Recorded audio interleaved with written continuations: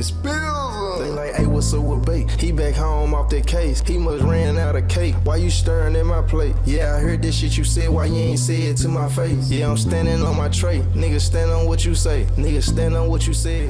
What? No presenting, man. No game. Fuck you talking about. This that red keep for the little poop put. We out here on South Vegas Drive with it. Doing what the fuck we want to do, how we want to do. Living in them motherfucking track. This is Prentez Baines, a 29-year-old Memphis rapper known as Bake Bizzle, who would be paying for dumping his body behind a dumpster after a $25,000 drug deal turned deadly. But before we get to that horrific murder and the family criminal empire it exposed, let me take you back to 1995, where this all began. And as we uncover this story, you'll see 5 critical red flags that reveal how an entire family descended into becoming what media outlets dubbed the dumbest crime family in rap history. Now, before we dive deeper, let me tell you something that will blow your mind. Bake Bizzle didn't just get arrested once for this murder. He was initially arrested in September 2021, held for 14 months, then released after acquittal. But in May 2024, authorities re-arrested Baines on upgraded charges of first-degree murder and aggravated burglary. As of November 2025, there's still no trial outcome. This case remains open in the Shelby County court system, a system so backlogged that cases can drag on for years. You see, Bake Bizzle isn't just some random street hustler who got caught up in a bad situation. This man comes from what media outlets and analysts have literally dubbed the dumbest crime family in rap history. And I'm not exaggerating when I say that, because what you're about to learn about his brothers will make this murder case look almost tame by comparison.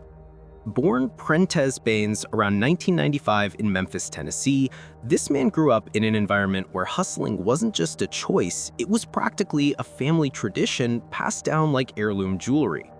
By the tender age of 11, Baines was already deeply involved in street-level activities, learning the game from his father and his older brother, the infamous Fontrell Antonio Baines, better known in the rap world as Nuke Bizzle.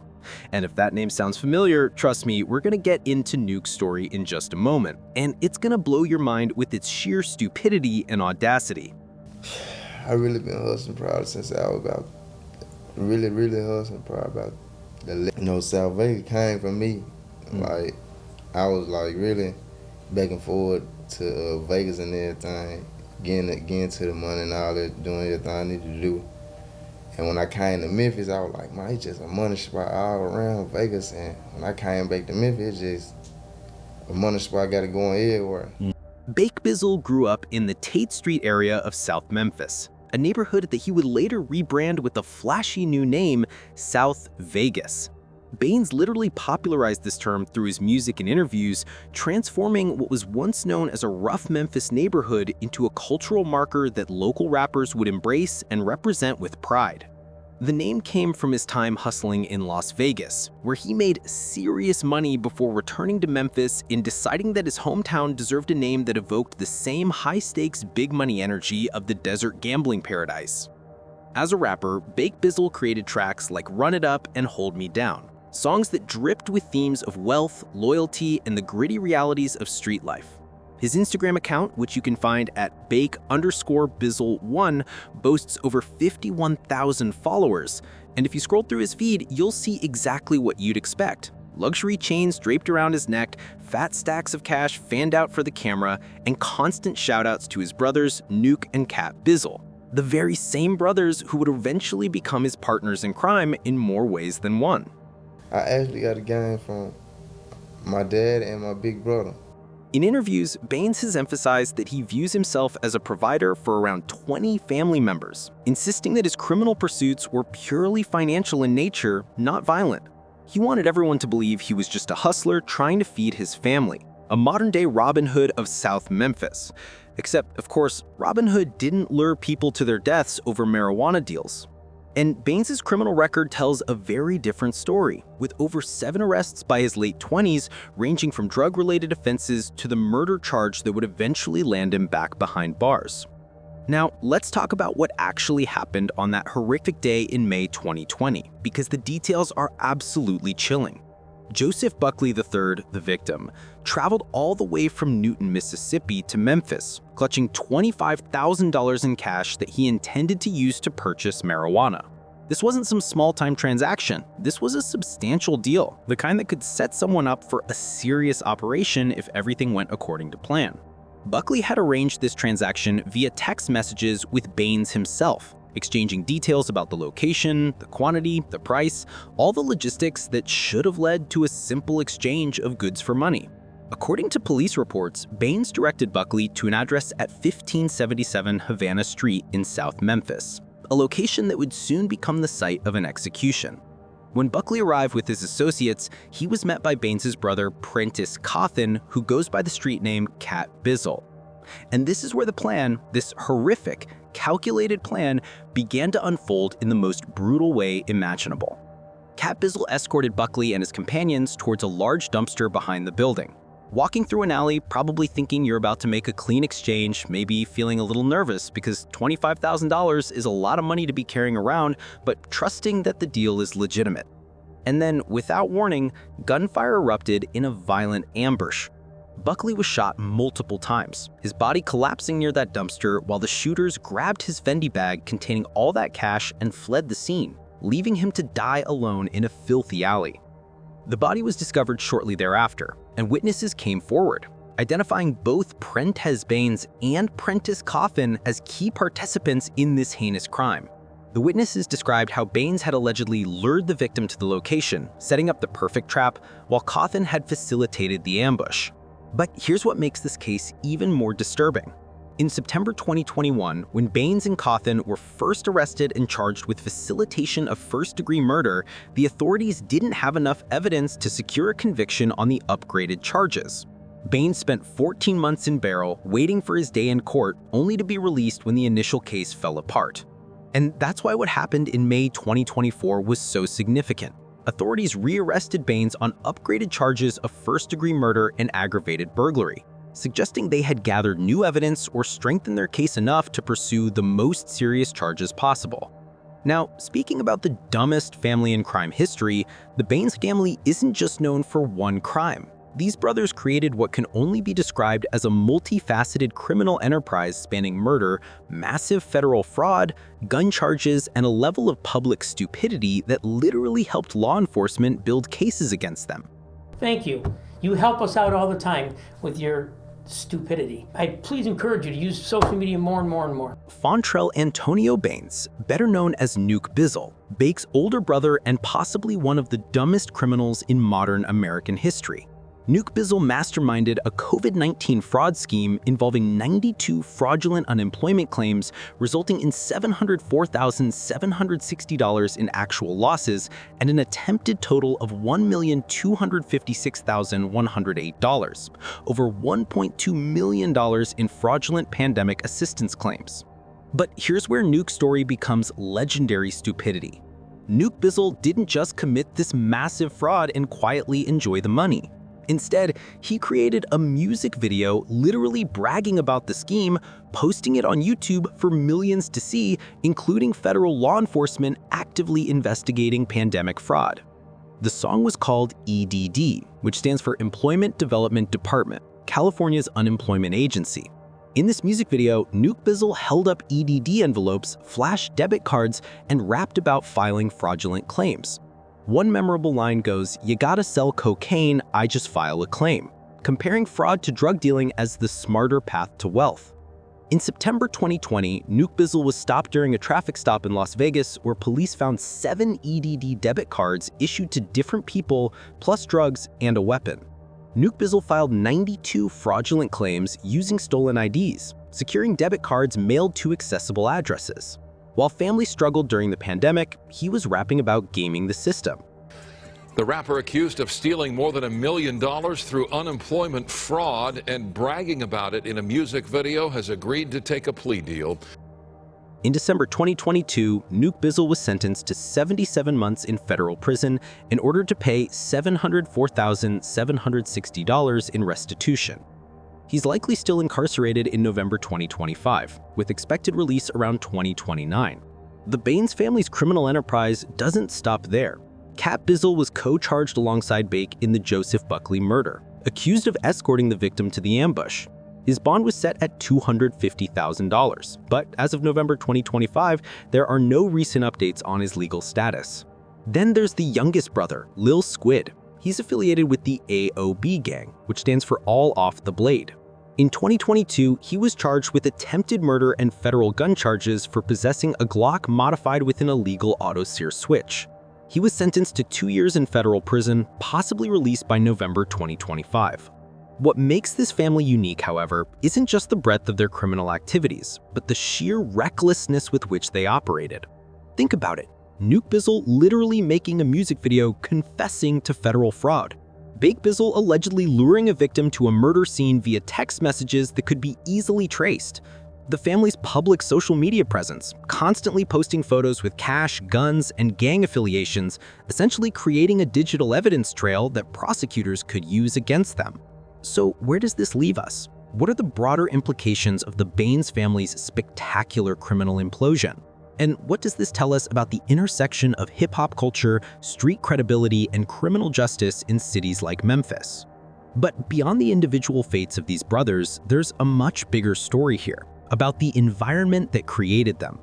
Memphis, as of late 2024, has 48 active gangs according to the Memphis Police Department's multi-agency gang unit, contributing to what has become a full-blown violence epidemic in the city.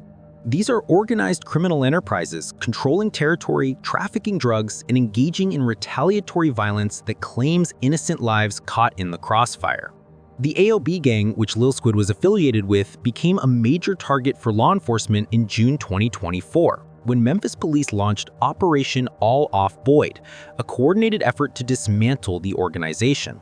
In that single operation, authorities arrested 12 gang members, seized 13 firearms, including several with illegal auto-sear switches, confiscated drugs, and recovered substantial amounts of cash. Several alleged gang members arrested during a multi-agency law enforcement sting in an effort to clean up part of South Memphis. Good evening to you. I'm Joy Redmond. I'm Joe Birch. The operation was called All Off Boyd, as in Boyd Street, and it targeted members of the so-called All Off the Blade gang, or AOB. Action News 5's Stephanie Douglas shares what local location was targeted. Stephanie. Well, Joe, enjoy the operation targeted gang-affiliated individuals in 3 areas off of Tate Avenue and Boyd Street. The results, multiple felony arrests as well as the seizures of guns and drugs. These gang-affiliated individuals you see were arrested on June 7th as a part of MPD's Code Zero Operation All Off Boyd. Memphis police says those suspects and more have made Tate Avenue and Boyd Street a hub for gathering, planning, and executing criminal activity. At any given day, Memphis police says crowds of 40 people would take over the block, brandishing guns, engaging in illegal activity, and creating an environment of chaos. In the last 3 years, 340 calls have been made to Memphis police for disturbances and shootings. Community members have suffered for many years, been held hostage in their homes in fear of gun violence, and some have been victims themselves. Police, there's one! However, the All Off Boyd operation, a collaborative effort between MPD, multiple law enforcement agencies, and the Shelby County DA's office, resulted in 10 felony arrests, 2 misdemeanors, 13 seized handguns, 2 seized rifles, 3.7 pounds of marijuana, 12.4 grams of meth, 429 pills of ecstasy, 2 seized vehicles, and over $4,000 seized. Most of the gang members arrested in Friday evening's operation had a variety of active warrants and/or were persons of interest in multiple crimes over a period of several months. Memphis police says this operation's focus was to take back the streets that belong to good neighbors who deserve to live peacefully. We sincerely hope that those community members are feeling and seeing the difference in that community. Well, Memphis police says this will be one of many operations that they plan to conduct. Meantime, 8 out of the 12 arrests made in last Friday's operation have already posted bond. Live from the Crump precinct, I'm Stephanie Douglas. Joy, Joe, back to you. While none of the Baines brothers were directly arrested in this particular bust, the operation targeted the exact Tate Street and Boyd Street areas where the family operated for years. It's a stark reminder of the ecosystem that produced them, a neighborhood where gang violence isn't an aberration, but a daily reality, where young people grow up seeing crime as not just an option, but often the only viable path to financial stability. And this brings us to one of the most troubling aspects, the way their music career undermined their criminal activities. In modern hip-hop, there's tension between authenticity and criminality, between keeping it real and staying out of prison. The genre has always drawn from street experiences, but there's a crucial difference between artistic expression and self-incrimination. The Baines brothers never understood this distinction. They wanted credibility from being real street hustlers while wanting the fame of successful rappers. But those worlds are incompatible in the age of social media and digital surveillance. Every Instagram post, music video, and interview becomes potential evidence. Every boast about criminal exploits is a breadcrumb leading investigators to your door. Nuke Bizzle's EDDD music video is perhaps the most extreme example of this, but it's not unique. Across the country, prosecutors have increasingly used rappers' own lyrics and social media posts as evidence in criminal trials, arguing that these aren't fictional artistic expressions, but literal confessions of real crimes. And the Baines brothers, with their constant need for validation, their hunger for likes and views, their inability to stay quiet even when staying quiet could have saved them, played directly into this prosecutorial strategy.